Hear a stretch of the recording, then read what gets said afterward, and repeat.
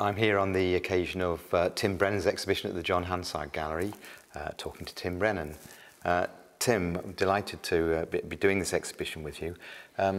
It's based very much on work that you've done related to the Mass Observation Archive at the University of Sussex. How did you come to get involved in the archive in the first place? Well, I've been making lots of different kinds, lots of different modes of practice for quite a long time now, and I've never limited myself to one mode. One of the strands that's emerged over the years is an interest in history and objects that already exist in the world, not necessarily art objects, and testimony. And so archives and museum collections have become a recurring site for me to attempt to break into, and having to begin to think about how do you navigate through huge collections when you've got a period of time. What do you do if you're not bound by conventional Enlightenment rules of research? In 2004, I worked with Stuart Brisley on the Peter Lee project and had an exhibition from it. But what became very interesting was the whole idea of testimony and what mass observation in the 30s had referred to as kind of participant observation. Mm-hmm.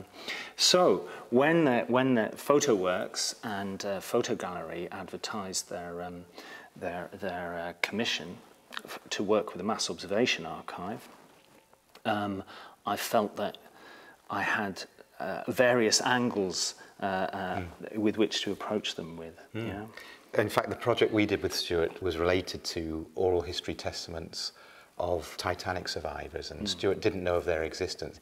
How much did you know about the Mass Observation Archive at the beginning of this project? Well, I'd known of it, but I didn't know much about it, and I had a very narrow idea of it being a liberal, kind of middle-class, philanthropic attempt to salve the consciences of some left-thinking liberals, and for them to feel a little bit more like they were connected to some sort of proletariat in the 1930s. Yeah.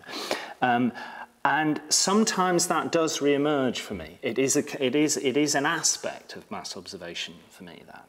But the assumption was certainly brought into question, and lots of other kinds of factors came in while I was involved with mass observation. But his intention was to tell the stories of ordinary people. Yes, I think the term was anthropology at home. Mm.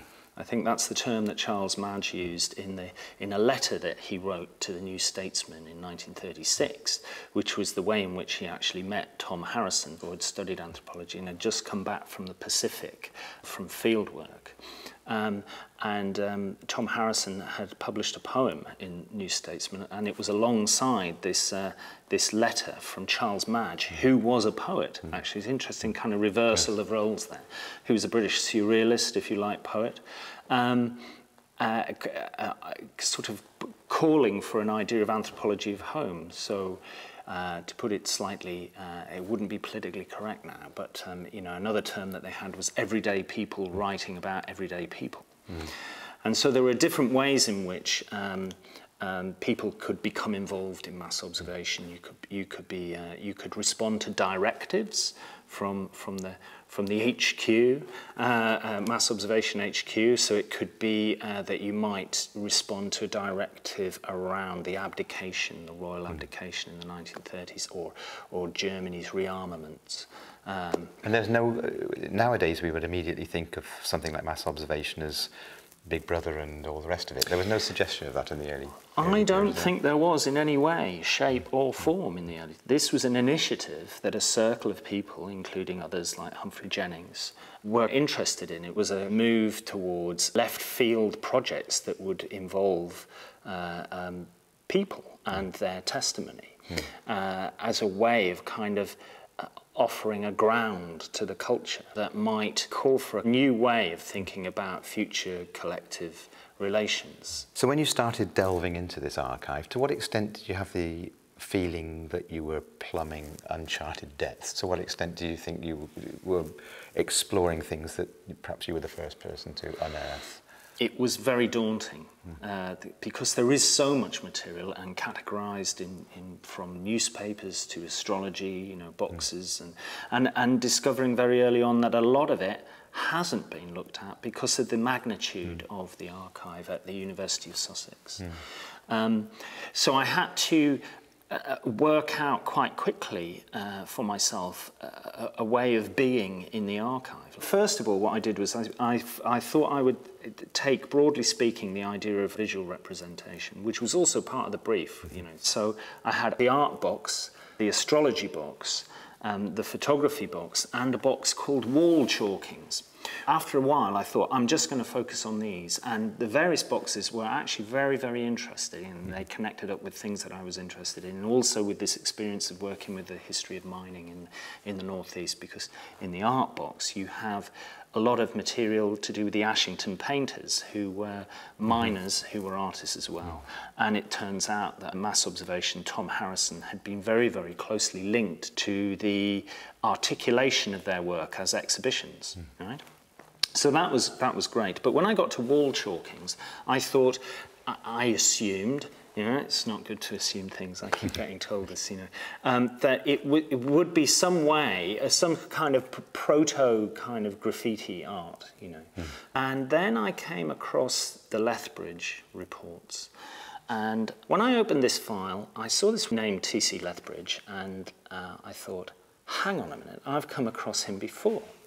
As an archaeologist and keeper of antiquities in Cambridge, he put forward the idea, the proposal, that there was a chalk goddess on the Gog Magog hills, which indeed there probably is, but had then, after the 1950s, became more and more interested in kind of esoteric practices and wrote literature on divining with pendulums, and that what is the length to divine death by, and he has measurements for this. So there is a kind of a culture, perhaps subculture, I'm not sure, that has an interest in T.C. Lethbridge. So when I saw T.C. Lethbridge in the mass observation archive, I thought, how interesting.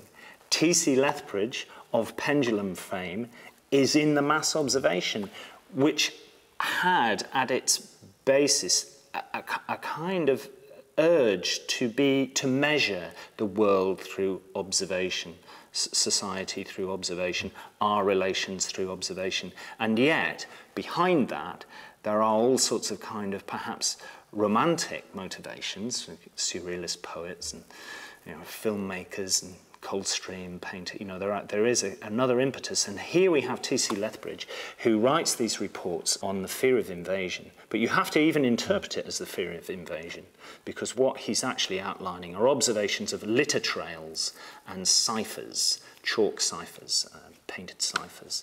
The two things that come across from this, and one is that he seems to be the epitome of the English eccentric. At the same time, Cambridge is very credible for that kind of activity, given that Hitler had a very clear plan to invade north of the Fens. Indeed, and what we find is that, for sure, a few months later, the ammunition dumps that these litter trails and ciphers are purportedly kind of leading you to, are strengthened, are fortified some more, So it didn't go unnoticed, and for sure it certainly was very plausible. It's very plausible. But what interested me was here is the practice of someone who later on becomes more and more outcast from the official kind of conventional terms of archaeology. Is probably not entertained seriously, and resides in this kind of eccentric world of unofficial academia, and yet is quite precise in the way in which they attempt to put forward their arguments. Yeah. What you ended up doing with regard to this exhibition was telling a narrative, or telling a number of narratives in fact, and using the archive material as part of your presentation and making creative work yourself. Yeah, made a series of maps that were based on an approach to visual cartography that was put forward by Otto Neurath, but wasn't in the mass observation unit, but was perhaps influenced by it. So made a series of wall isotypes that relate to Lethbridge's own hand-drawn maps, and then brought in lots of quotations in the form of photographs from books and photographs from off the screen at the Mass Observation Archive, but also using photography to record some of the books in the University of Sussex's library, directly outside of the Mass Observation Archive, to bring together a kind of discursive arena of information, fragments of information around these maps, so that the viewer can start to think of different sorts of possibilities. So there may be, you know, a quote through a photograph from the Golden Bough, thus kind of pointing towards what Lethbridge's sort of future world might have become after the war. But at the same time, there might be a photograph from the reports themselves. So what motivated you in response to this particular work? There's the Lethbridge dimension to the exhibition, but there's also a room of still lives of tables in the archive research reading room where I've laid out and juxtaposed information from files that I've been working with. What I wanted to achieve with that is this idea that we construct from the empirical data that we have, we nevertheless use our imagination to construct contexts and worlds to live our lives by. And sometimes they are highly regulated by small facts, right? And colliding with this is the notion of fiction and narrative, or unstable material. And that interests me very much, the tension between the two things.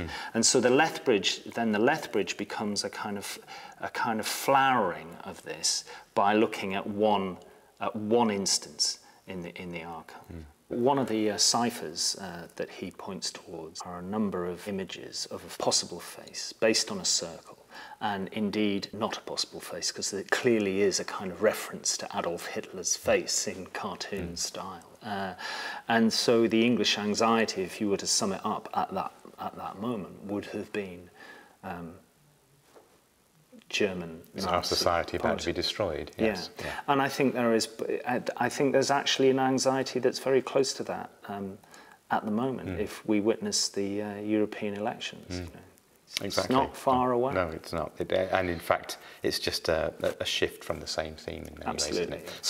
So you could argue that your exploration has made us more aware of things currently from looking at the past. Well, we'll have to see what people think when we open up. But well, it's a great exhibition, and thank you very much, Tim. Thanks a lot.